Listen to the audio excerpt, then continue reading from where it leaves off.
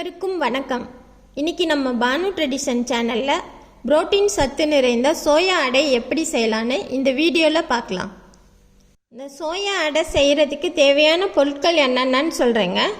Soya முழுசு 100 gram, பாசி பயறு 50 கிராம், துவரம்பருப்பு 50 கிராம், மிளகு 1 டீஸ்பூன், சீரகம் 1 டீஸ்பூன், இஞ்சி 1 துண்டு, பச்சை மிளகாய் 1, கருவேப்பிலை சிறிதளவு, தேங்காய் ஒரு 2 துண்டு தேங்காயை நல்லா பொடிசாக நறுக்கி வச்சுக்கோங்க, மஞ்சள் 1/2 டீஸ்பூன், பெருங்காயம் 1/2 டீஸ்பூன், அதோட தோசை மாவு ஒரு 2 பேத்துக்கு தேவையான அளவு.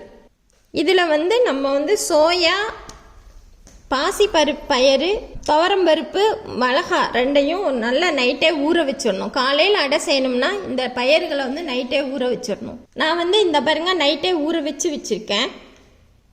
இதை நம்ம உப்பு மஞ்சத்தூள்லாம் சேர்த்து நம்ம கரகரப்பாக அரைக்க போகிறோம். முதல்ல ஒரு மிக்சி ஜாரில் முதல்ல தேங்காய், இஞ்சி, பச்சை மிளகா, இந்த ஊறின 2 வரமிளகாய், மிளகு இதை சேர்த்து முதல்ல ஒரு சுற்றிக்கலாங்க. அடுத்து இதை ஒரு சுற்றிட்டு அடுத்து இதோட பருப்பு, இந்த மாதிரி ஒரு சுற்றிட்டு இதோட பருப்பு, பெருங்காயம், மஞ்சத்தூள்,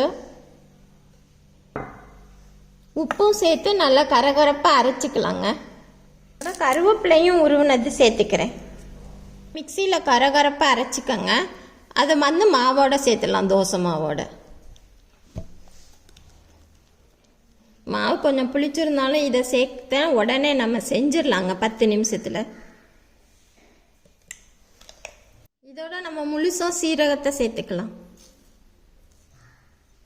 சேர்த்துட்டு கையிலேயே பெசரி வச்சுருங்க. கையில் கலக்கி வைக்கல நல்லா அது புளிச்சு கரெக்டாக இருக்கும். 10 நிமிஷம் அப்படியே விட்டுறணும். அவ்வளோதாங்க, மாவு தயாராகிடுச்சு.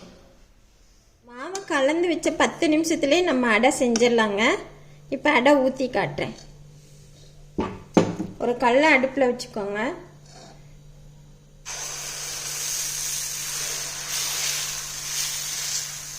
இந்த சோயாவில் நிறைய புரத சத்துக்கள் அதிக அளவில் இருக்குங்க.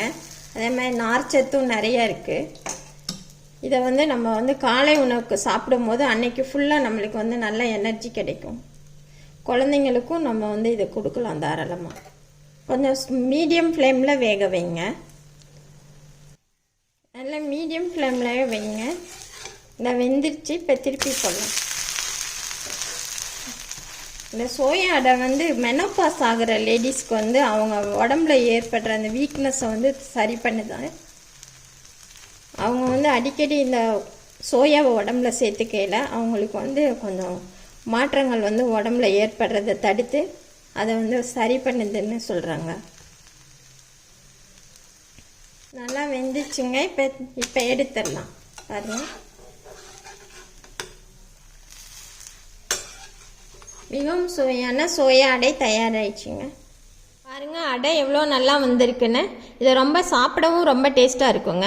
இந்த சோயா பீன்ஸ் நம்ம சும்மா சாப்பிட்றதோ சிலது சுண்டல் செஞ்சு சாப்பிடையில குழம்பு செஞ்சால் கூட நல்லா இருக்காது.